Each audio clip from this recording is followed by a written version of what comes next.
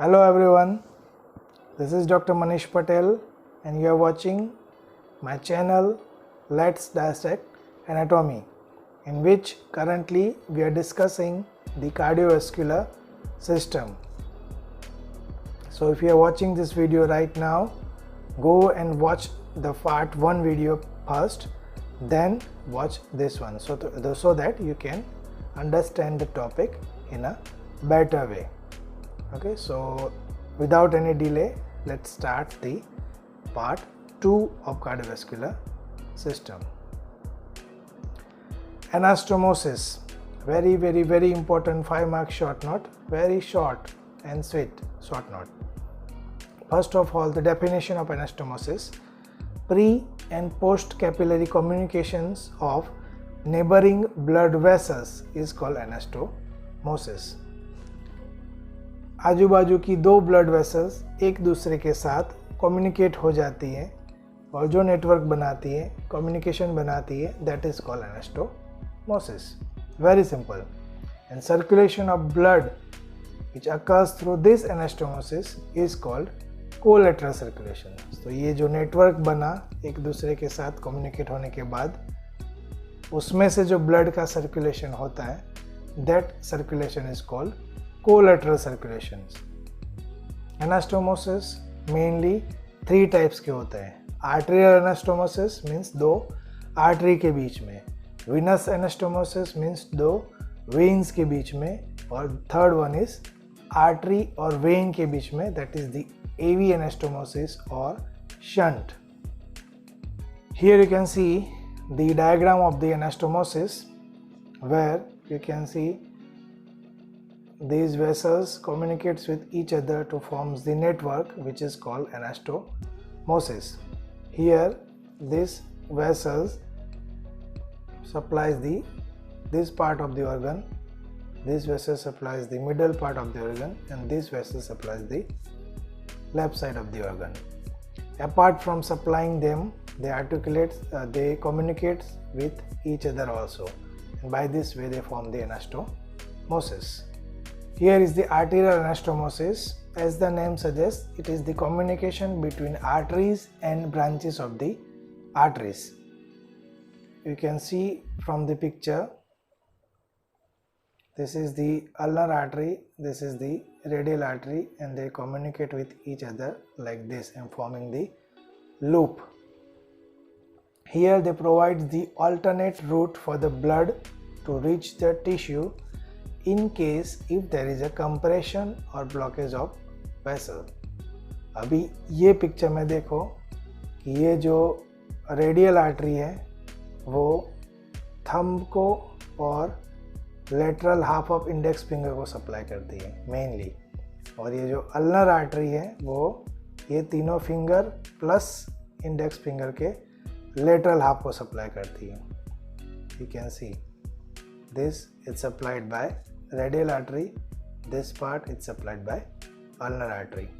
अभी for example radial artery पे यहाँ पे कहीं ब्लॉकेज हो गया या कंप्रेशन हो गया तो क्या होगा, थंब का और इंडेक्स फिंगर के लेटरल हाफ का ब्लड सप्लाई रुक जाएगा. तो ultimately the tissue will not get the blood, ultimately it necrosed and become dead. But because of the presence of this collateral circulation और alternate path, in that case of compression of radial artery, ulnar will provide the blood supply to the thumb and the index finger, so the tissue will not going to damage. So this is the biggest advantage of arterial anastomosis. They prevent the death of the tissue supplied by the blocked artery. The arterial anastomosis are mainly of 2 varieties, actual and potential. The actual one, here the end-to-end anastomosis in palmar arch, plantar arch, etc., and they are the convergent anastomosis, like 2 vertebral arteries unites to form the basilar artery.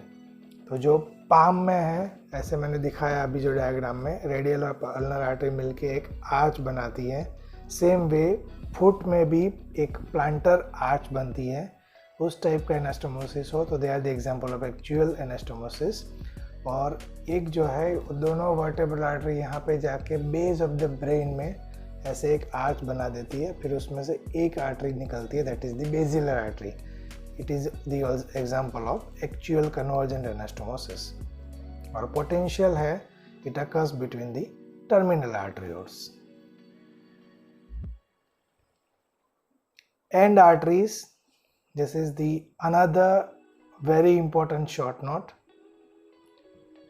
It includes in the short note of the anastomosis, but it can also be asked as a separate short note. End arteries, we have already discussed the definition of end arteries during the first lecture of terminology. If you not remember that, go and watch that chapter again.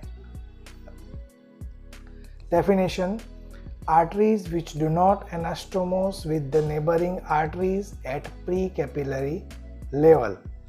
जो artery दूसरी artery के साथ anastomose नहीं करती है और directly वो particular organs को सप्लाई करके एंड हो जाती है, that type of arteries are called end artery. ठीक है. There is no collateral circulation present besides the end artery. कोई collateral circulation नहीं है. The examples are central arteries of retina, central branches of cerebral arteries, arteries of the spleen, kidney, lung and long bones. These are the examples of the end arteries. उनका clinical significance क्या है end artery का? So occlusion of end artery causes serious nutritional disturbances resulting in the death of the tissue supplied by it. जैसे हमने वो diagram में देखा था कि रेडियल आर्टरी अगर ब्लॉक हो जाए या डैमेज हो जाए या कंप्रेस हो जाए तो थंब और lateral half of index finger को ब्लड सप्लाई रुक जाएगा. अगर रेडियल आर्टरी एंड आर्टरी होती मीन्स वो डायरेक्टली वो दो पार्ट को सप्लाई करके एंड हो जाती, दूसरी किसी के साथ आर्टरी के साथ कम्युनिकेट नहीं होती, तो क्या होता? In case of blockage of that artery the tissue will damage and death occurs of the tissue.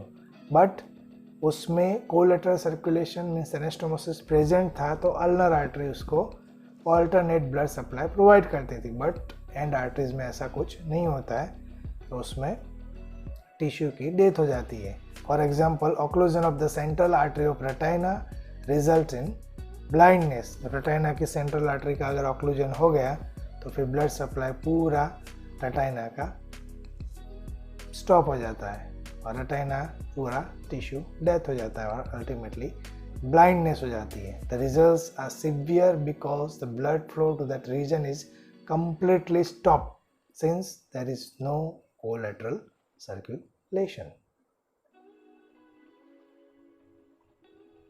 Here you can see from the picture, आगे जो डायग्राम दिखाया था वैसा ही डायग्राम है, but here you can notice हर एक artery particular उसके area को supply करके एंड हो जाती है. देखो दोनों के बीच में कोई कोलेटरल सर्कुलेशन नहीं है. तो इसमें क्या हुआ, यहाँ पे जब ब्लॉकेज होता है तो ये वाला पार्ट पूरा डेड हो जाता है. अगर कम्युनिकेशन होता है यहाँ से या यहाँ से तो ये दोनों में से कोई एक उसको सप्लाई कर देते, वो टिश्यू बच सकता था. But here in this case there will be a death of that particular organ और tissue. So that was the end arteries. बस इतना ही लिखना है आपको, उसकी डेफिनेशन, उसके एग्जाम्पल, उसका डायग्राम, उसका clinical significance. Venous anastomosis, it occurs between veins and tributaries of the veins. The examples are dorsal venous arch of hand and foot. Arteriovenous anastomosis or shunt, the direct communication between arteries and veins without the interventions of capillaries are termed as AV anastomosis or shunt. Normally क्या होता है, artery vein के साथ जब एनास्टोमोस होती है, मतलब connect होती है, तब बीच में capillary work as a connecting medium, connecting vessel. But जब कोई जगह पे आर्टरी डायरेक्टली वेन के साथ कम्युनिकेट हो जाए, बीच में कैपिलरी ना हो, उस टाइप का communication is called arteriovenous anastomosis or shunt. When organ is active, shunt is closed, and organ is at rest, shunt is open. इसका मतलब देखो, फॉर एग्जाम्पल हार्ट की बात ले लो. हम पूरे दिन चलते उठते भागते बैठते दौड़ते रहते हैं तो हमारा हार्ट चालू रहता है, वो पंपिंग उसका चालू रखता है. तो उतने फोर्स से वो पंप हो पाता है कि it can throw the blood to each and every tissues of the body. उतना प्रेशर से वो ब्लड रिलीज कर सकता है. तो कहीं पे भी कोई कोलेटरल सर्कुलेशन की ज़रूरत नहीं पड़ती है. बट एट रेस्ट, जब हम सो जाए रात को, तो उसको एक्टिविटी बॉडी की मूवमेंट स्टॉप हो गई है, तो heart rate, heart pumping automatically कम हो जाएगा. तो हार्ट चालू तो रहेगा पर उतने प्रेशर से पंप नहीं करेगा ब्लड, वो लार्जर आर्टरीज तक ही पंप कर पाएगा. और फिर लार्जर आर्टरीज के वहाँ से स्मॉलर आर्टरीज में, स्मॉलर ब्लड वेसल्स में वो शंट के थ्रू, कम्युनिकेशन के थ्रू सप्लाई होता रहेगा ब्लड.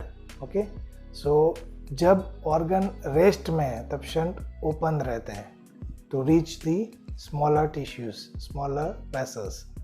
और जब ऑर्गन खुद एक्टिव है तो वो खुद ही इतना प्रेशर क्रिएट कर देता है कि वो सब जगह सप्लाई कर सके. इसीलिए लिखा है when organ is active shunt is closed because it's not required, and when organ is at rest shunt is open.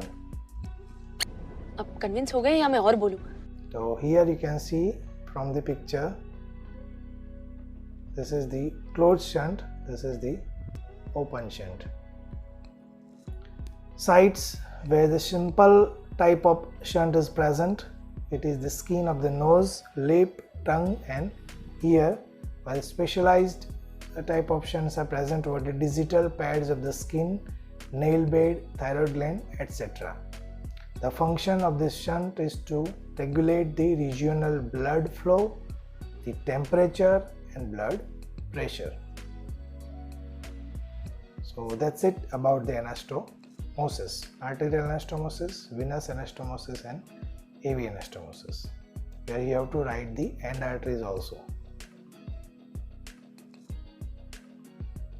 Now the next 5-mark short note, that is circulation of the blood. Circulation of the blood in the body can be categorized into 3 types. One is pulmonary circulation, second is systematic circulation, and third is portal circulation.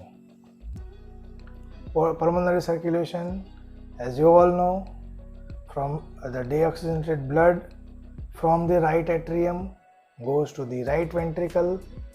From there it goes to the pulmonary arteries, and via pulmonary arteries it enters into the lung, where it becomes oxygenated, and then that oxygenated blood again goes to the pulmonary veins, and that veins ultimately transfer the blood into the left atrium.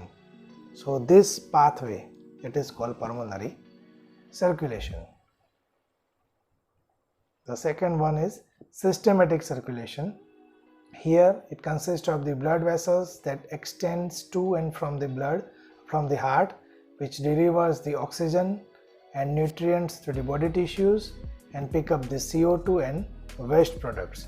Means heart में से पूरी body में जो supply करके जो oxygen और nutrients provide करता है body tissue के, और वहाँ से CO2 और waste product carry कर लेता है और again फिर heart को वापस दे देता है.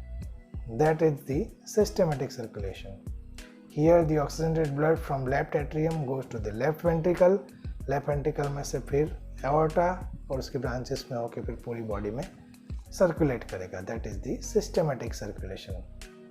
The third variety is the portal circulation. This can be asked in a viva or a one-liner. What is portal circulation? Gives the example. Here the circulation through portal vein is there. But what is portal vein? So the vein which presents between two sets of the capillary network is called a portal vein. So दो capillary के sets होते हैं, उसके बीच में जो when होती है, दोनों को जो कनेक्ट करती है, that vein is called portal vein.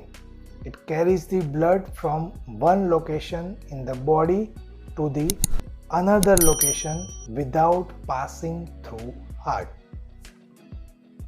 In general क्या होता है, कोई भी बॉडी के टिश्यू में ब्लड सर्कुलेट होता है तो एक टाइम तो हार्ट में से पास होता ही है, हार्ट में से बॉडी टिश्यू में, वहाँ से फिर वापस हार्ट में, फिर बॉडी टिश्यू में, हार्ट में, लाइक दैट.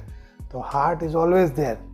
बट कुछ ऐसी जगह है जहाँ पे वो हार्ट को बाईपास नहीं करता है, खाली एक कैपिलरी के सेट से दूसरे कैपिलरी के सेट में ब्लड को ट्रांसफ़र कर देता है through portal vein. That type of circulation is called portal circulation. Here the four sites are there where it is present. One is liver, kidney, anal canal and hypophysis cerebri. Here you can see from the picture, artery में से जो blood है वो stomach और intestine में जाएगा, वहाँ से वो nutrients और toxins को absorb करेगा एक कैपिलरी नेटवर्क के अंदर. फिर वो कैपिलरी नेटवर्क में से ब्लड पोर्टल वेन के थ्रू दूसरे कैपिलरी नेटवर्क में जाएगा जो लीवर में सिचुएटेड है. वहाँ जाके वो क्या करेगा, जो न्यूट्रिएंट्स हैं और जो टॉक्सिन्स है वो सब बाहर फेंक देगा. तो न्यूट्रिएंट्स जो लीवर के सेल्स हिपेटोसाइट से न्यूट्रिएंट्स को अपने न्यूट्रिशन के लिए ले लेंगे और जो टॉक्सिन्स है उसको डिटॉक्सिफाई कर देंगे और बाकी का ब्लड फिर वापस वेन में चला जाएगा. So this type of circulation occurs between the two sets of capillaries. It is the example of the portal circulation. Okay, so that was the circulation. Now blood supply of the vessels, they are supplied by vasa vasorum, the tunica adventitia and outer 2/3 of the media are supplied by vasa vasorum, while 1/3 inner 1/3 of tunica media and intima are supplied by the diffusum from the neighboring vessels. The nerve supply, muscle cord of the tunica media are supplied by autonomic nerves, the nervi vascularis, and mostly they are the vasoconstrictors, except in heart, brain and skeletal muscle where they are the vasodilators. Clinical correlation, applied anatomy related to this chapter. So ये सब terms आपको खाली याद रखनी है. What is blood pressure?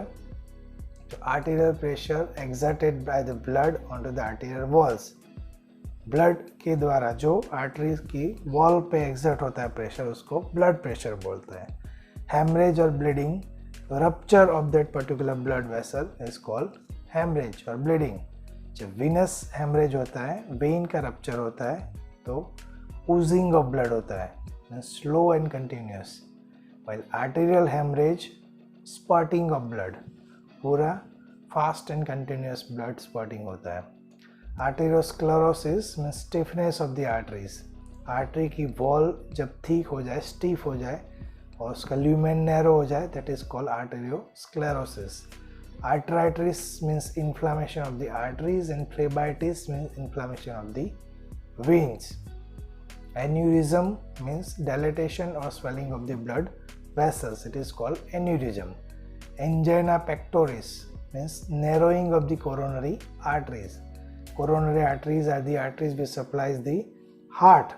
तो उसकी artery narrow हो जाती है तो chest pain और वगैरह start हो जाता है.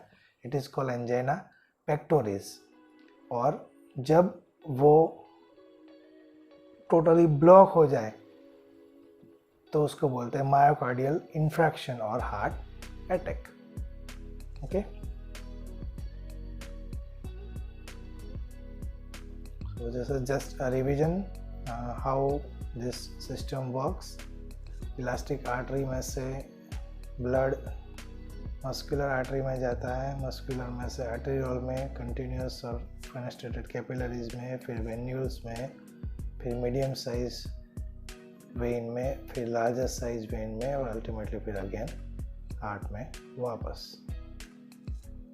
So that's it about the cardiovascular system. Watch the part 1 and part 2 video repeatedly to understand the better. We have total 3 to 4 short notes from this chapter. So it's very important for you. Okay, see you in the next video. Till then, goodbye. Thank you.